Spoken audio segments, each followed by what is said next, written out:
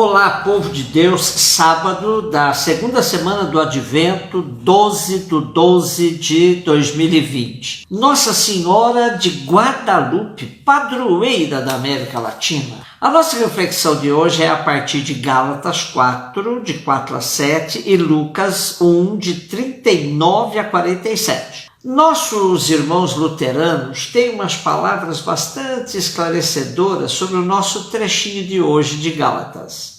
Eles dizem assim: quem crê em Jesus Cristo está livre da lei. É este o tema central da carta aos Gálatas. Paulo reage a pessoas que julgam não haver salvação sem obras da lei. Pessoas que afirmam a fé de modo algum seria suficiente. Seria necessário algo mais para, de fato, merecer o nome de cristão. No entender do apóstolo, porém, isso significa anular o evangelho. Pois, para a liberdade foi que Cristo nos libertou. Permanecei, pois, firmes e não vos submetais de novo a jugo da escravidão. Além disso, o nosso trecho deve ser lido no contexto dos versículos 1 a 3, que antecedem o nosso trechinho, e de toda a carta também, o contexto da carta, claro. Mas são compreensíveis de 4 a 7, e aparece o seguinte: a vinda de Cristo como uma virada na história. Tendo chegado à plenitude do tempo, Deus enviou seu Filho nascido de mulher, sujeito à lei. Segundo a Bíblia de Jerusalém, esta expressão designa a chegada dos tempos messiânicos, ou escatológicos, que levam a termo a longa espera dos séculos, como medida finalmente plena.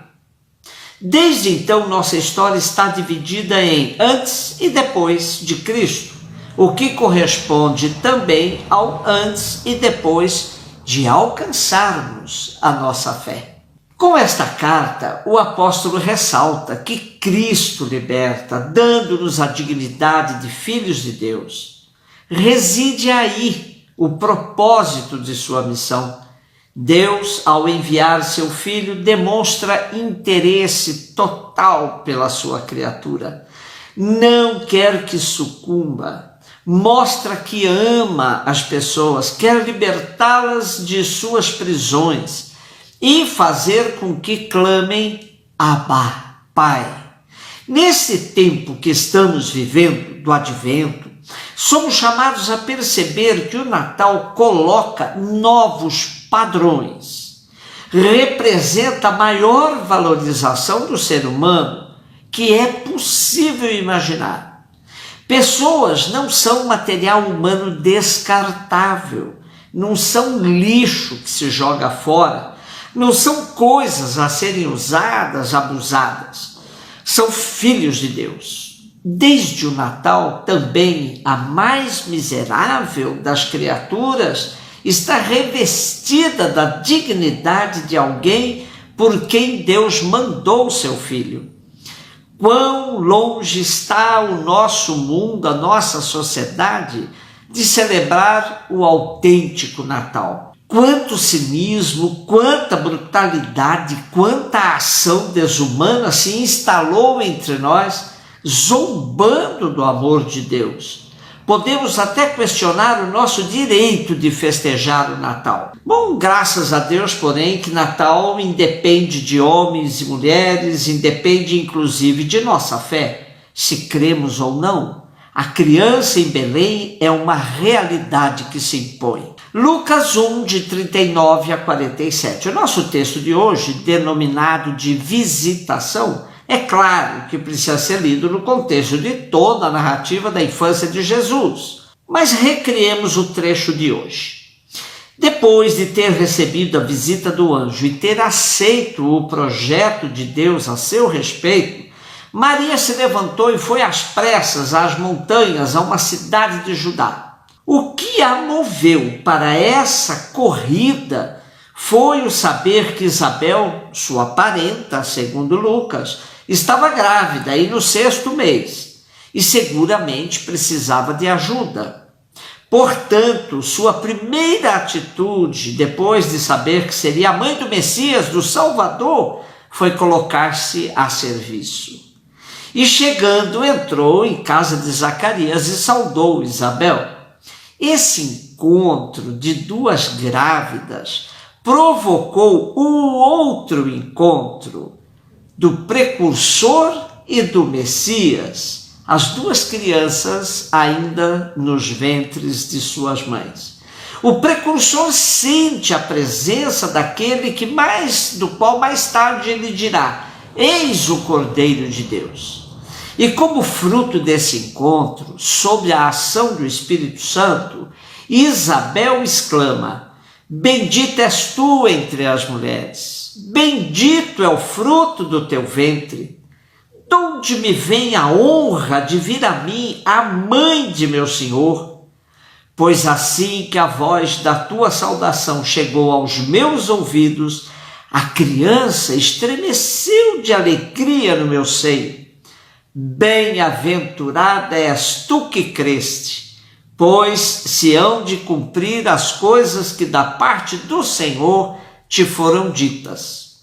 Interessante considerarmos que Isabel também tinha passado por uma experiência de Deus muito profunda, pois aquela que era considerada estéril e desde o anúncio do nascimento do João Batista, que foi feito a Zacarias e não a ela, a Isabel, estava com um marido mudo dentro de casa.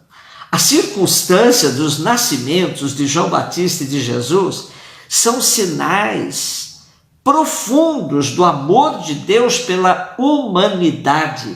E essas duas mulheres terão muito que conversar nos 3 meses em que Maria fez companhia a Isabel, esperando também o nascimento de João Batista. Seguramente as duas também conversaram de que modo Maria contaria a José sobre sua gravidez. E como reação à saudação de Isabel, Lucas nos dá de presente o hino do Magnífica, inspirado lá em 1 Samuel, no hino de Ana, e que Maria cantou e que hoje temos somente a primeira frase. Minha alma glorifica ao Senhor, meu espírito exulta de alegria em Deus, meu Salvador. Esse relato maravilhoso de Lucas foi escolhido para hoje, pois celebramos a festa da padroeira da América Latina, Nossa Senhora de Guadalupe. Em 1531, o índio, hoje canonizado, Juan Diego, numa colina de nome Tepeyac, no México, teve uma experiência religiosa que mudaria radicalmente a sua vida e também a vida do México. Ele era um índio da tribo Nahuá, que viu a Virgem Maria mais tarde sendo consagrada como Nossa Senhora de Guadalupe. Pelos relatos, uma senhora do céu foi vista por Juan Diego, que se identificou como a mãe do verdadeiro Deus. Instruiu-o a dizer ao bispo que construísse um templo no lugar e deixou sua própria imagem impressa milagrosamente no poncho que o Juan Diego usava, com um tecido de pouquíssima qualidade, feito a partir de cacto, da palma, e que deveria se deteriorar em 15 anos, mas que não mostra sinal de deterioração até o presente, desafiando qualquer explicação científica sobre sua origem. 2 devoções latino-americanas que unem Maria definitivamente aos pobres do nosso continente.